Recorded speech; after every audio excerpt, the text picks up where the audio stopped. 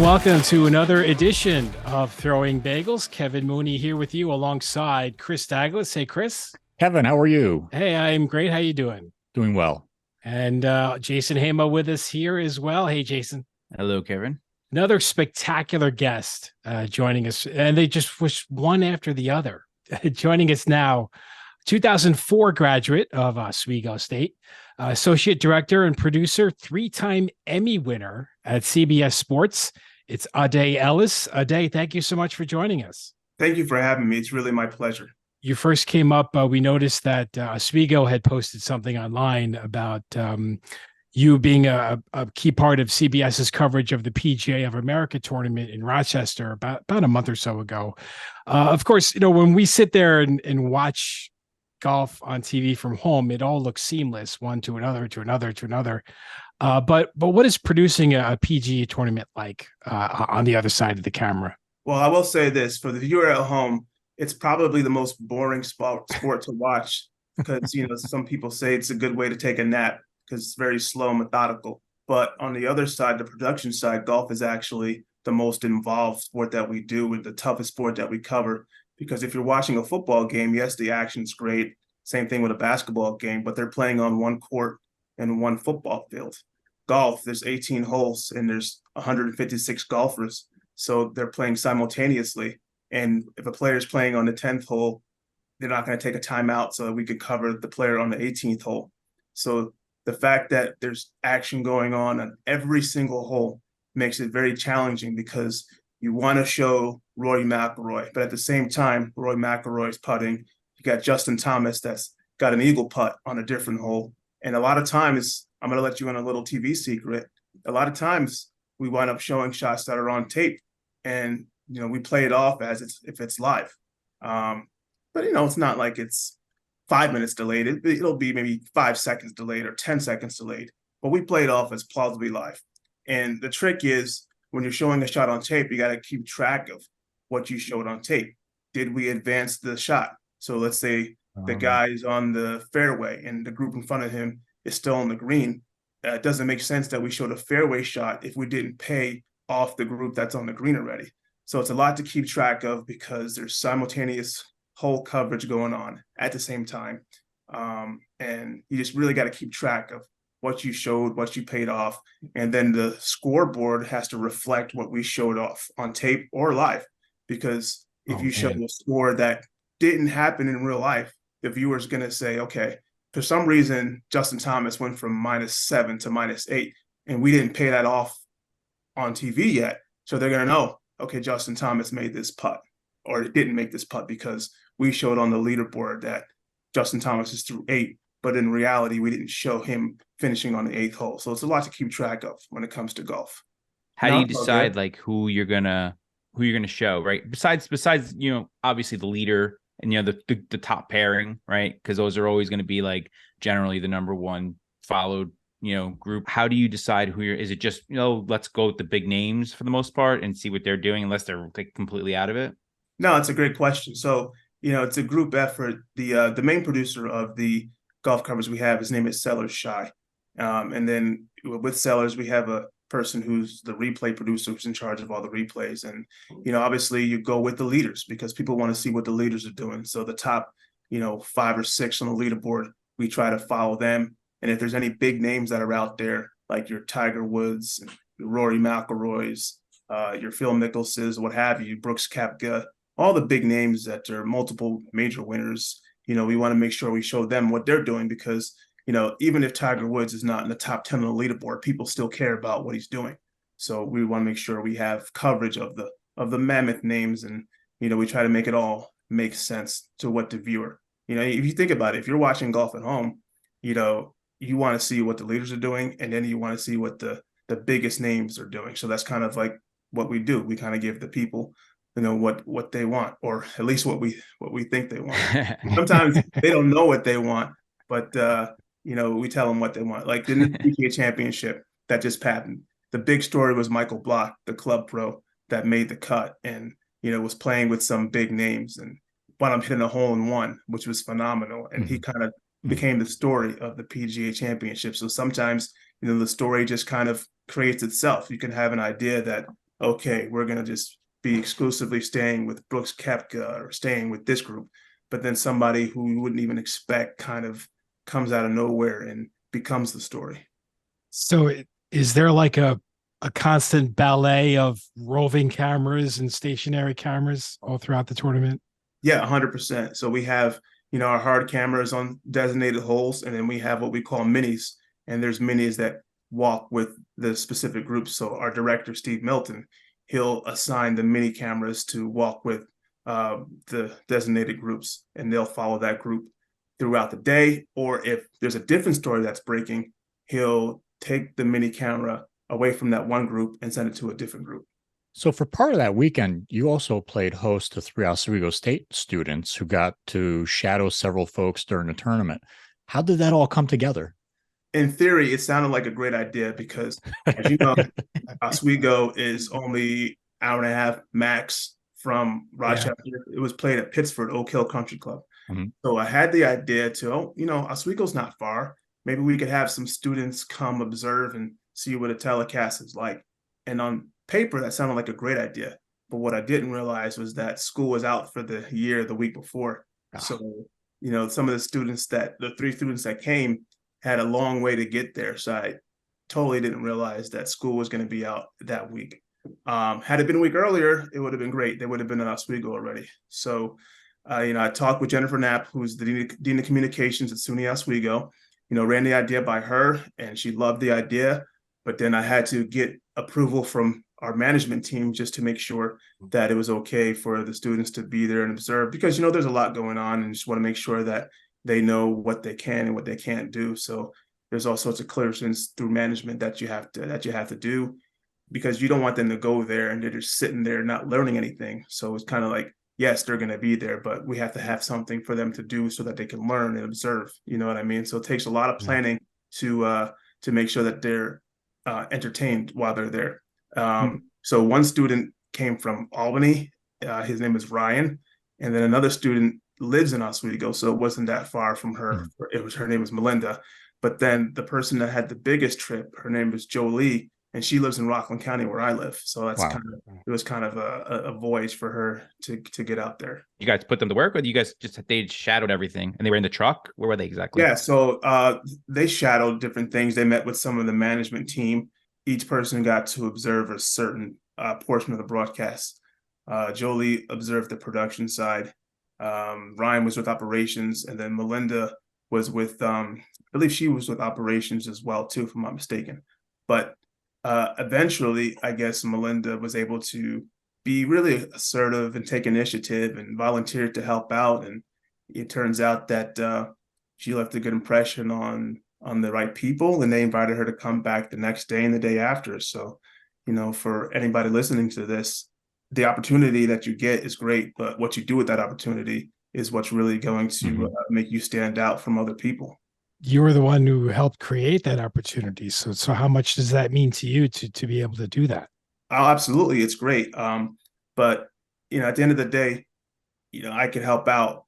But what the person does is really what's going to be rewarding. And it's great that, they left a good impression, and it feels really good and fulfilling to be able to help out, because, nobody gets to where they are by themselves.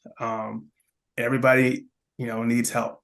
And anybody who says they got to where they are because they were self-made and didn't get help is full of, what? It's a podcast. I don't know if I can cuss on here. So I'm just going to say they're full of, what?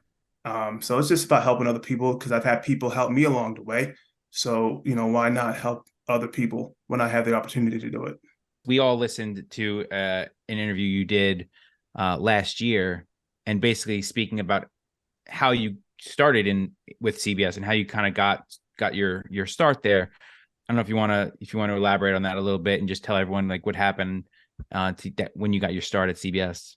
I went to SUNY Oswego, graduated in 2004, and going into my senior year, I interned with Al Roker Productions. But the reason why I got my break at CBS was my summer job going into my senior year. I was working at the YMCA as a fitness trainer, and one of the clients at the gym at the YMCA, his name is Fred Shimuzu. We played pickup basketball upstairs in the gym, and then he was working out downstairs in the weight room. And my job was, I wasn't a fitness buff. I was cleaning the weights, and if someone wanted to know how to use an exercise machine, I would show them how to use the exercise machine. But Freddie was talking with me, chatting me up, and found out that I was still in school, and he was like, "Oh, so what's your plan after school?" And I said, "Well, I am studying broadcasting and mass communications, and I want to, work in the broadcast industry." And then he goes, "Well, I work at CBS Sports, and if you want to come by on a weekend one day, I could show you around one of these weekends." So, another very important lesson is about following up, because, sometimes people say things and it's just an empty promise. They don't really mean it. But I followed up with Fred and I said, "Hey, I would love to come by this weekend if that's okay still." So I came by, he showed me around the building. And then after I left, he said, "Keep in touch next year after you graduate, and I'll see if I can get you working here." So then after I graduated the next year, I reached out to him, followed up, and I said, "If that opportunity is still available, I would love to, work with CBS if there's anything available." So he introduced me to the right people, and I started working there on the weekends, Saturdays and Sundays only. And my job was literally logging time codes for the studio show. So I would log a time code. If they needed a touchdown, I'd say, "Okay, LaDainian Tomlinson scored a touchdown on this time code," and they would use that for the highlights for the halftime show. And then same thing with basketball as well. So that was my job. I was working on the weekends, Saturdays and Sundays, and then Monday through Friday, I was selling dental supplies because my neighbor had a dental supply company, and I was, driving around selling dental supplies in the area. But then a real passion was, what I did at CBS on the weekend. And it was something that, you consider it menial, logging time codes, but, it's something that no matter how big or how small your job is, you really got to take it seriously, because you never know who's watching. You could say, "Okay, man, this is a menial task. I'm above this." But when you're starting out, you can't have that mentality. You got to do whatever it takes to get to where you want to get, because, that's what started the process of me being able to move up.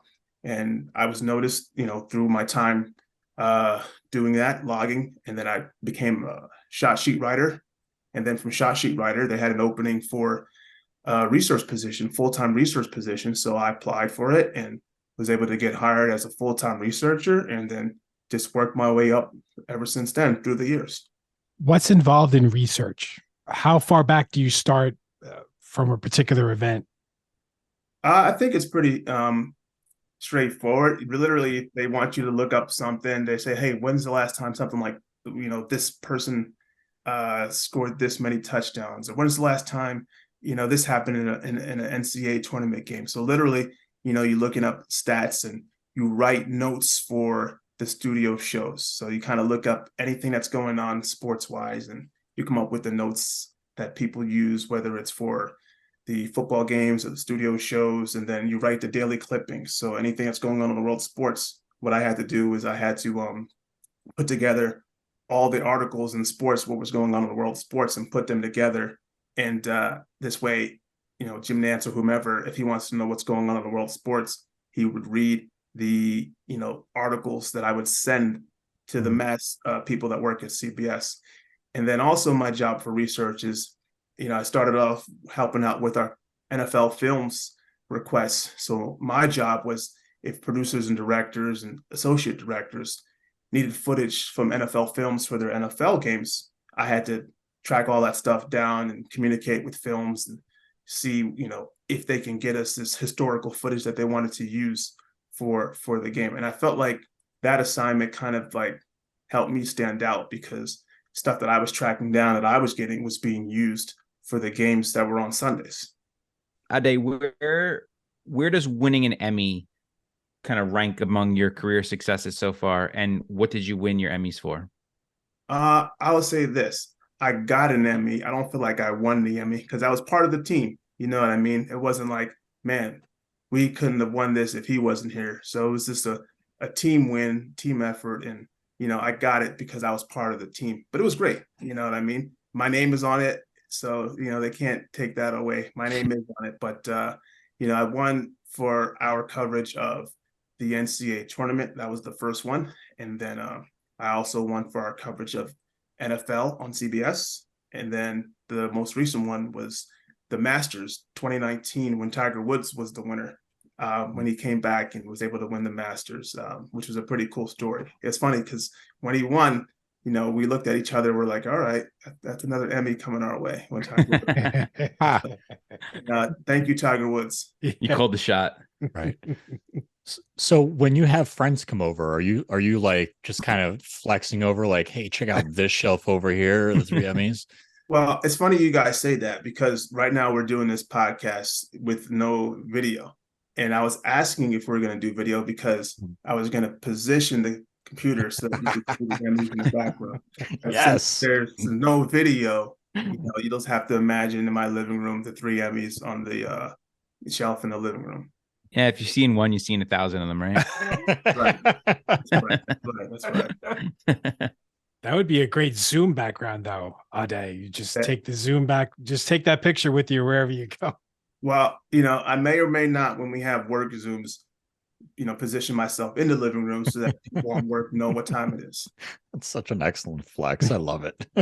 Well, while we're flexing, I'll say one more thing. So that 2019 Masters that got us the Emmy, I bought a Masters flag that week, and I got it signed by Tiger Woods because he was the winner. He was able to sign it. So awesome. I promise that's the last flex. By all means, keep going. Hey, if you got that, you're more than welcome to. Absolutely. Is that your favorite sport to cover? I mean, is it golf? Is it the NFL, or is it something else? I would honestly say it's the NFL for sure. That's how I got into sports, watching NFL. I'm a Raiders fan, for better or for worse, but my first memory of football is watching Bo Jackson and watching him do his thing. That's my very first football memory, and I kind of fell in love with the game there. So I've always been, big on the NFL. You've mentioned when we were talking off air before we started that you have your own show that you produce, Beyond Limits. It's a series. So what is this series about? So it started off in 2021. This is our 3rd season of production. And this is a show that was pitched back in 2020 and was approved for production the following year. And the original season was about athletes of color generally who are having success in sports that traditionally don't have high representation with people of color. So season 1, we had 3 episodes, and we, spanned the globe for various sports, whether it was, water polo, rodeo, skateboarding. So any sport that is not basketball or football. We even had an ice hockey story season 1 as well. So any sport that traditionally didn't have high representation for people of color, we focused on these athletes and who were having success, and they weren't just satisfied with their success, that they were, speaking out about trying to grow the game and improve participation amongst people of color. And then, we since have pivoted in the past 2 seasons to open it up to more topics, but it's still, the same general concept that these are athletes that are living beyond limits. And, we focus on athletes of color, and then we also focus on people in the LGBTQ community as well, too. We had a couple episodes this past month in June. One episode was on Pride Month. And then last season, we had a senior producer named Sarah Kazadi, who, to be honest with you, has taken the idea that, was formed in 2020, has taken that show to a whole nother level with the addition of Sarah. She's been doing some phenomenal work on the show and really put this show in a whole nother stratosphere. So she's been doing a great job with that. Can you take us through the process of how a show is developed like that? Like you pitch the idea and then what happens? No, it's a great, excellent question. So the show was pitched with our, executive producer, Harold Bryan, and our VP original programming, Emily Deutsch. And they said, okay, this sounds like a decent idea. So then the team I was working with were 2 other people, Nia Walker and Sharon Watson. Like we were the 3 originators of the show, and we kind of brainstormed to how we can flesh out, the concept. So we kind of went to the drawing board and flushed out if we wanted to be 30 minutes or an hour, the show format, subjects we get for the show, locations for shoots, host. So we went through everything. And then once we had it all flushed out, we kind of went back to our management team and said, okay, this is our vision for the show. And then once we pitch the vision for the show, then it goes to our EVP of programming, Dan Weinberg, and he's the one who basically says, yes, we could find a place for this in programming, or no, there's not really a place for this in programming. So once we got the green light from Dan Weinberg, it was all full go, and we take it from there. Is it an online show? No, it airs nationally on CBS. So for anybody who's listening to this, the next episode will be on CBS nationwide, Sunday, July 9th at 12:30. That's my plug. Excellent.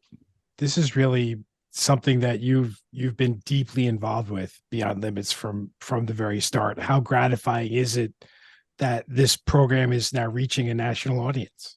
No, it's great. It's very gratifying, and just thankful for the opportunity, because let's be honest, they could have said no.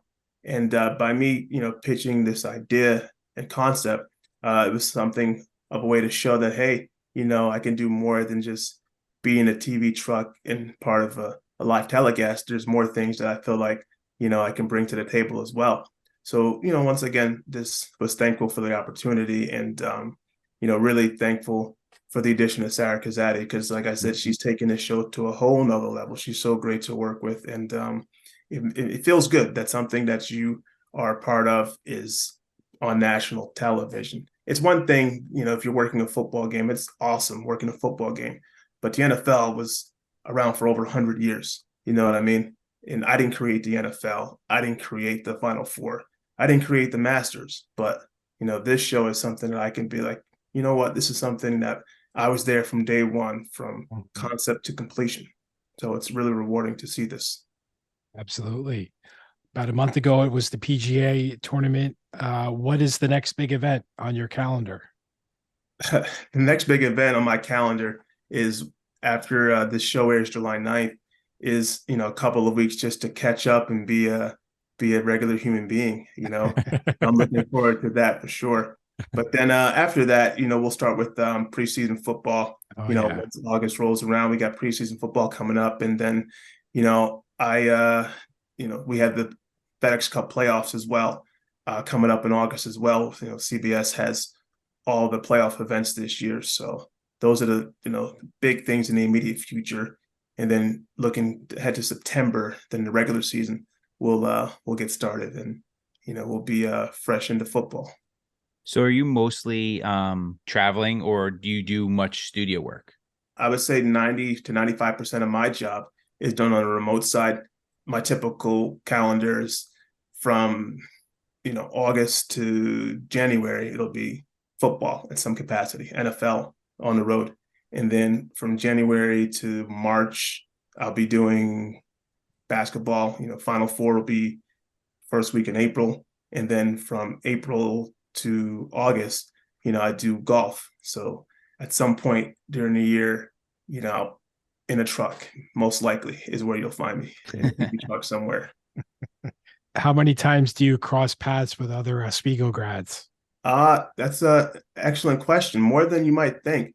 So this past football season, I was working with the Greg Gumbel, Adam Archuleta crew, and our tech manager is Brian Irizarry, who is a 2003 alum, if I'm not mistaken.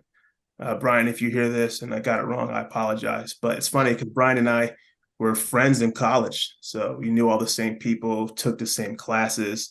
And now seeing him every week in a television truck was something that's just like kind of mind blowing. You know what I mean? Like somebody you've known for over 20 years, working side by side, literally side by side. I'm sitting here, and then Brian is sitting to the right of me inside the television truck. So it's great. And then we have a couple of other alums as well too. Gabriel Almanzar.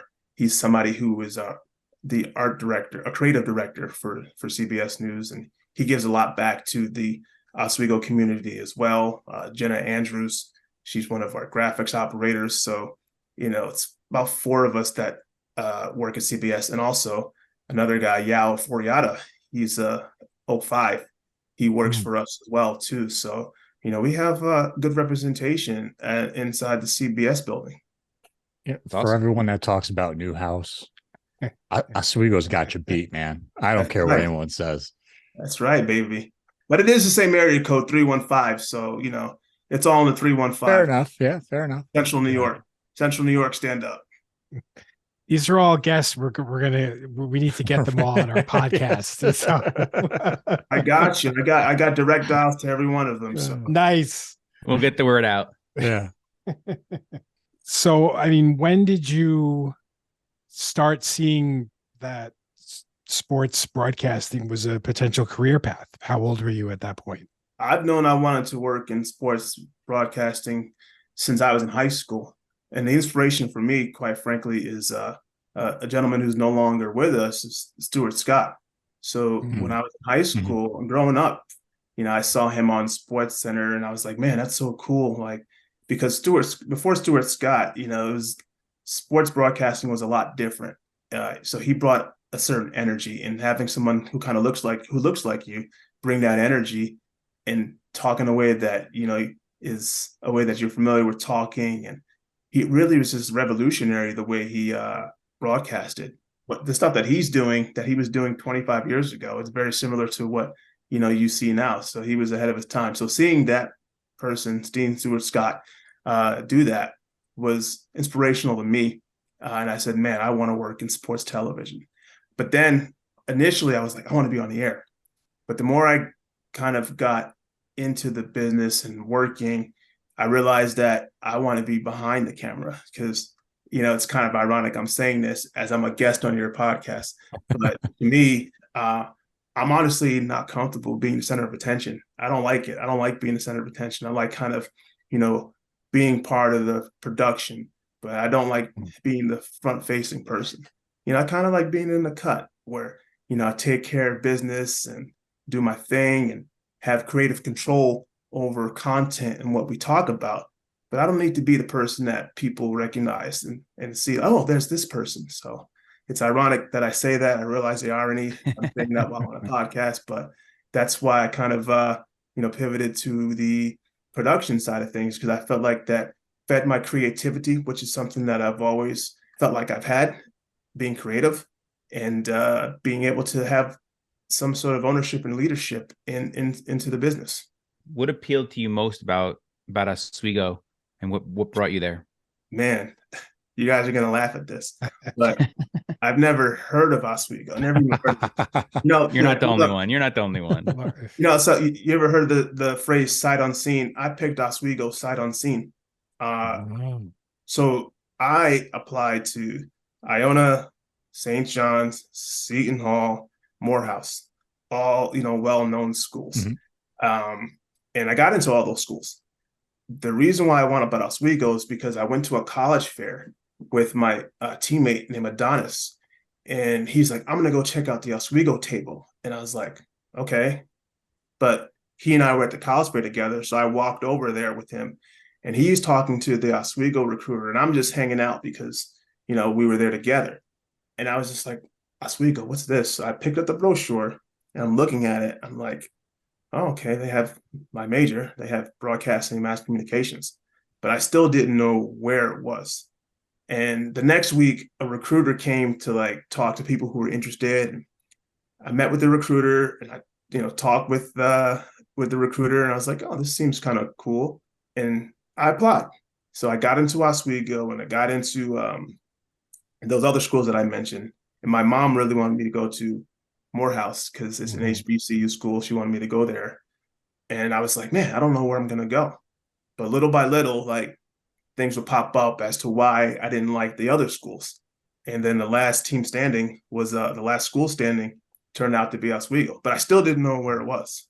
So the first time I saw the campus was orientation. So wow.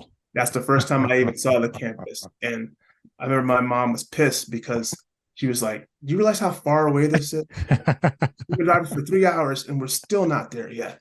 So the first time I saw the school and realized where it was when I had my orientation. Isn't Morehouse further though?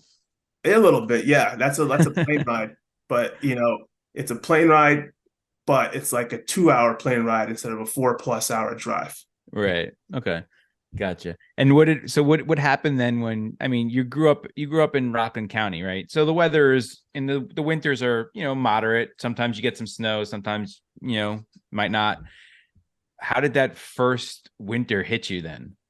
Man, I tell you, that first winter was unbelievable. And they don't show those in the brochure, that's for sure. No, they definitely don't. They definitely don't. But I would ask my friends who were from there. I would say, "Hey, is it as bad as everybody says it is?" They're like, "Well, it gets cold, but the worst part is the wind." And they weren't lying. I would see the wind just pick people up and blow them into trees. So that was really the toughest part because I was ready for the cold, but I wasn't ready for that wind walking from the campus buildings to Seneca, because I lived in Seneca freshman year. So when you're walking to Seneca from the buildings, once you turn that corner, boy, that wind just takes control and just does whatever it wants. But it was an adjustment, and I ran track when I was there, so I ran track and cross country, and back when I was there, not to sound like an old guy, but in my day when I was there, we didn't have the indoor track or the facilities that are out there now, which are beautiful facilities.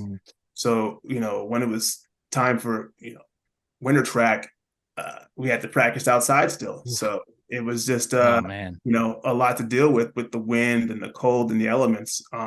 So many of, frozen fingers and many, what they say, blood, sweat, and tears. But the tears were from how cold it was outside. But it was it toughened me up for sure. So did you what events did you run? I was a distance runner, cross country in the fall, and indoor track. I did the 3,000, 5,000, sometimes the 800, and then outdoor track I would do the 5,000 and the 10,000. Distance running. That's a lot of distance running right there. No, it's a lot of distance running, but it was what I was better at because, if I had to run a 100-meter dash, you could time me with a sundial. So I didn't have, the speed that some people have for the 100-meter dash. So did you get recruited by any schools or to run, and obviously you didn't get recruited from Oswego because you went sight unseen and you didn't really know anything about Oswego before that. So I got a couple letters, but it's funny because I just remember calling the Oswego coach at the time, Don Masterson. I was like, "Hey, I'm going to school there, and I saw you have a track team, a cross country team. Like, is there a space?" And he was like, "Yeah, sure. Like, great." And then the assistant coach at the time, who turned out to be the head coach, Tim Boyce, he was like, "Oh, like, welcome to the team." He's like, "I've been looking at your times, and like your times, like, they're good." I'm like, "Thanks, appreciate that." So same thing. The first time I met the coaches was the first day of practice. That's the first time I met the coaches, Don and Tim. In fact, going backwards, that's the biggest reason why I didn't pick St. John's, because St. John's didn't have a cross country team. And back then, for me, cross country was my favorite sport. That's surprising. You had mentioned your mom wanted you to go to Morehouse. Yeah. Back last year, Jay mentioned you did a interview with the Oswego State Alumni podcast, and you had talked about the National Association of Black Journalists. Yeah. Can you kind of tell us what your involvement is with that? Yeah, I been going there since 2018, and then my involvement is, we're kind of there to recruit, I guess you could say, is because NABJ is something that brings together people from all forms: print, radio, television, online, digital, and it's just a networking event. And what I do when I'm there is I man the CBS tables, me and a bunch of other people at CBS, and we come see people who are interested in potentially working for CBS. So it's mostly people who are on air, and we talk with them, speak with them, see where they are in their respective journeys. And then I wind up watching a lot of people's reels and then just critiquing what their reels look like. And I say, "Oh man, this is really good," or "This is something that you might want to improve upon." And if there's people that stand out that are really good, then I'll pass those people along to our management team, which is headed by Ross Malloy. And I'll say, hey, Ross, I saw this reel, or, Molly, who's also part of that team. I'll say, Molly, I saw this reel, and this person was really good. I think we should take a look at them and give them a potential opportunity.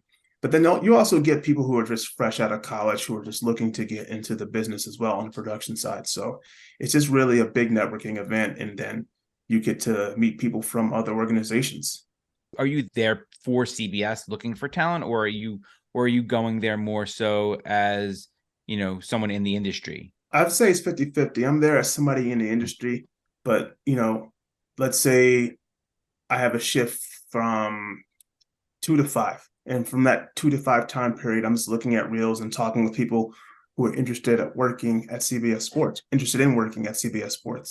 And then the rest of the time, I'm going, they have workshops and they have panels that I go and watch, and, meet other people from other organizations and just really talk with them as well, too. So it's a little bit of both, because, there's 24 hours in the day. But, part of the time you're looking at reels, part of the time you're going to a panel, part of the time you're attending a workshop. So it's very enriching for me, and then for the people that go there to meet with me. Do you have, and switching gears here, transition awkwardly, do you have a favorite city you like to travel to doing an event, like any sport, I guess? No, absolutely. I would say, I kind of miss the San Diego Chargers, just because not because I'm a Chargers fan, but because San Diego is a really great city to go to. And, me, I rank my cities based on how the food is there. I kind of course. Yeah, I like to eat. Yes. Yeah, I love to eat. And I rank my cities based on the food. So I love San Diego because they got great food there, great Mexican food. And, there's a great Ethiopian restaurant that I go to when I'm out in San Diego. So, San Diego, I love. San Francisco has good food. New Orleans, obviously, is one of my favorite cities because they have incredible food in New Orleans. So if you got good food, then I like your city. When you go to these cities, right, is it strictly work? Are you there any days extra, like, that you can walk around a little bit, maybe before an event, after an event, or are you strictly business the whole time you're there? Well, somebody that I work with might be listening to this, so I'm there just strictly business. That's right. No fun, just there, just working the whole time. As soon as we're off the air or done with work, go straight to my hotel room and just order room service or Uber Eats. So, it's just straight work. Or maybe just stop at one of those restaurants, grab some dinner, and then go home. Yeah, no, delivery. They deliver it. I don't even. Straight delivery. I did want to jump back a little bit to your days at Oswego. What kind of experience did you have on campus? Like, what did you get involved with to help, like, propel you toward your career in sports broadcasting? Man, Oswego was, like I said, it was sight unseen for me, but I feel like it was one of the best decisions I ever made in my life, to be honest with you. It was kind of, like I said, the underdog. I didn't know where it was, but it all worked out for the betterment. I think that if it weren't for Oswego, who knows where I would have been. In Oswego, as you all know, because 3 of you all graduated from there, and I think Chris just said this, it's not like a place that's like a hotbed, a tourist attraction. It's kind of like in the middle of nowhere. It's known for the Walmart and then the racetrack that's up there. Those are like the two big draws. So, it's kind of like, okay, what's going on here? But it's the kind of place that, because of that, you really have to get involved in things and make the experience. There's some places where you can go where there's fun experiences, but a place like Oswego, you have to make it a fun experience. And if you do that and make it a fun experience, then you're going to get a lot out of it. The cliche is, you get what you put in, but Oswego is definitely that type of place where, it's what you make it. And when I was there, I was involved in a lot of stuff. I did TOP my freshman year, and I figured out that I remember Chris, because he was a senior, I believe, when I was a freshman. Yep. So I was involved in WTOP. So played in that flag football game against Emmy. So, Yes. The next rivalry that I still hold dear to my heart, the TOP NYO rivalry. So I was involved in that. I ran track, cross country, played sports. I was a RA for 2 years, my sophomore year and my junior year. So I was RA in Cayuga Hall. And, I had an internship at WSTM, which is the Channel 3 in Syracuse. So, I was involved in a lot of things. So just to, make the experience a lot of fun, because, when you put yourself out there, you involve yourself in a whole bunch of things, you make networks, you make connections. You never know, who you can meet that could, help you, or you could help them in that regard. So, you don't want to just go there and just sit in the classroom and not explore. So I had 4 years there, and I wanted to explore, as much as I possibly can. So one of the question we like to ask people that went to Oswego, you haven't mentioned it yet. So are you a sub shop fan? I would say, I hate to say this, but when I was in college, I did a lot of Subway, and that's because I feel like the Subway was like right there. Yeah. It was on Bridge Street, and it's probably, I said Oswego was one of my best decisions I ever made in my life, but one of my biggest regrets was that I didn't get more sub shop. It's more of like the Subway, so I sold out. You know what I mean? I went the big name rather than the local establishment. But did you have a sub when you did go there that you enjoyed? I probably had a sub from there, but I honestly can't remember, which is bad. This is bad. I feel like, I disgraced my Oswego family not being able to give a good answer to the question. But I did frequent that Subway a lot, just because, you're a poor college student and it's convenient. And I frequented late night a lot at the Union. I was a big late night guy. But as far as my favorite sub from Sub Shop, I can't honestly think of what my favorite sub would have been or remember my experience there. So for that, I feel like I brought shame and dishonor to my. It's okay. I did go to Enzo's though, the pizza place. If you guys had Enzo's, I did a lot of Enzo's. I don't remember Enzo's. I don't remember that either. It might have been after you all left, but that was big when I was in Oswego. When you attended, by the way, so I'm gonna flip it on you. What were your guys' favorite subs from the sub shop? Oh, cheeseburger sub. Cheeseburger sub. Absolutely cheeseburger sub. With the works. With the so works, baby. Gotta have the works. So all three of you like the cheeseburger sub? Oh, yeah. Cheeseburger sub all the way. There is no other sub as far as I'm concerned. They have special subs. Like Al Roker has his own sub and things like that. They have like subs named after people, but the cheeseburger sub is what they're known for. That's just the sub. It's okay. Yeah. We need to start a petition for Ade to have his own sub. Yeah, it's gotta happen. Because I just admitted that I didn't go there. No, that's fine. That's okay. They'll forgive you. You know what? If they name a sub after me, it'll be called the Wish sub. Wish you had something to go in it, because I never went there.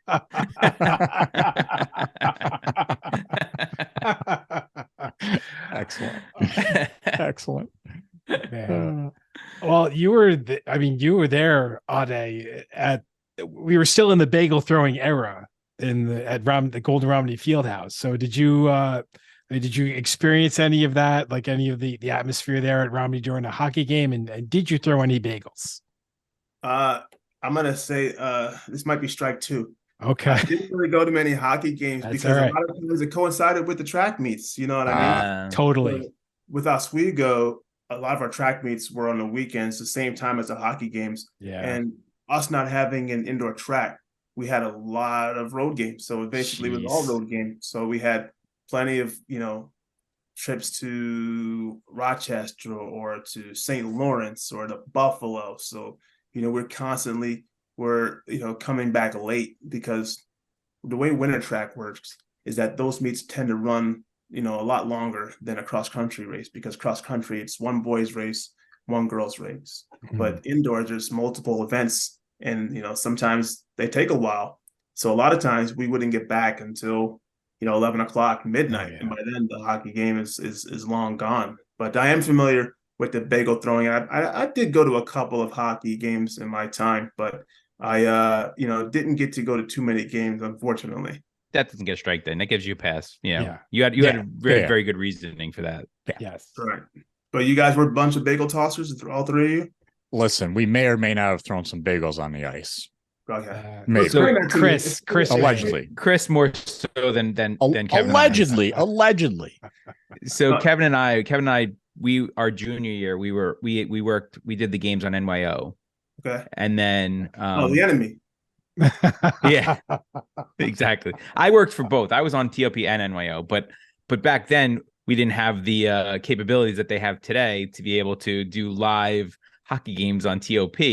Right. So, when we did hockey games on TOP back then, it was like delayed by like 5 days because by the time recorded and then edited everything, it took forever. So we only did it on NYO. So Kevin and I did the games in our junior year, and then Kevin did it again senior year, and I did like sideline reporting and stuff like that. So I never really went to as many hockey games, but as a fan, I did more with working. So honestly, this is going to sound ignorant, but explain to me the Throwing the Bagels. What is that about? Explain that to me. Gladly. Kevin, go ahead. Go for Wheelhouse, it, baby. All right. So it is, how far back do we start? So we'll start with this, right? Oswego and Plattsburgh, right? The Cardinals, they're arch rivals in hockey, right? So Plattsburgh had their own tradition where in Plattsburgh, when they scored their first goal against Oswego, they would throw tennis balls out on the ice. We don't exactly know why, but we think it probably was to mock Oswego's yellow jerseys that they would wear on the road. So they would throw tennis balls. I don't know. Maybe that's it. Maybe that isn't. I don't know. But it's a rumor. So, but they threw tennis balls.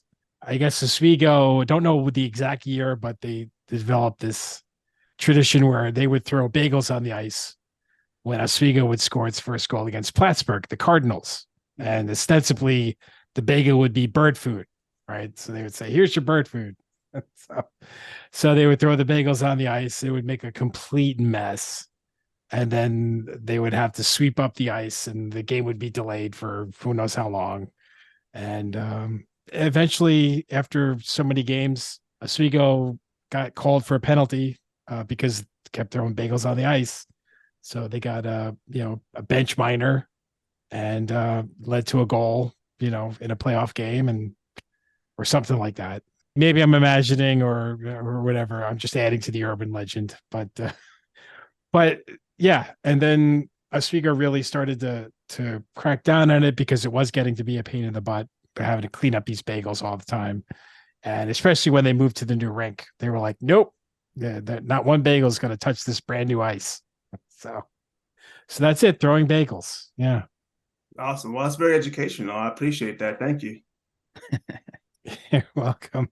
Before we let you go, Ade, we did want to ask you. You're currently a high school track coach, right? What has that experience been like for you, and how important is it, for you to really, educate, future athletes? I love it. I love my job at CBS, but I feel like the job as a volunteer coach at Nanuet High School, which is the high school I went to, is more fulfilling because you're able to see a direct impact. Something that you're teaching, teenage children, whether it's strategy or whether it's how to think, the mindset. You can see that impact their performance. And my job as the assistant coach, I'm not the one who comes up with like the workouts or determine who's doing what event. But my role is, I've been through it. I was in their shoes before. And, I use the stuff I've learned through the years, whether it comes to how to approach a race mentally, what kind of strategy you want to apply to a race, or just being confident, or some sort of training as well, too. But just stuff I've learned through the years. I try to help them and apply that to their careers because, I'm well past high school and well past college, but I've acquired a lot of knowledge through the years, and I like to try to pass that wisdom on along with them. So I'm there whenever I can, whether it's cross country season, track season in the winter, and spring season, whenever work schedule permits it, and I'm not on the road in a truck somewhere. I'm there to help out in any way that I possibly can. So I'm just kind of another set of eyes and ears as well too for the head coaches, so that if there's something happening that's going on that the head coach doesn't see, then I'll say, hey, by the way, maybe consider this kid Ryan, says his ankle's bothering him, so maybe we kind of like throttle back on the workout for Ryan today.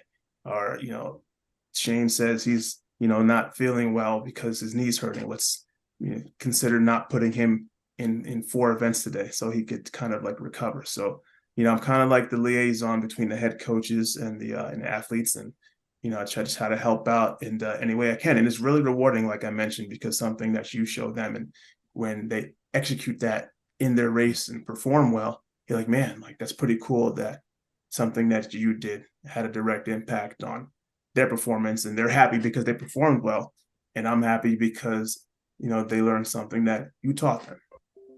Ade, thank you so much for joining us on the podcast. We greatly appreciate it. This was awesome, and we wish you continued success in your career at CBS Sports.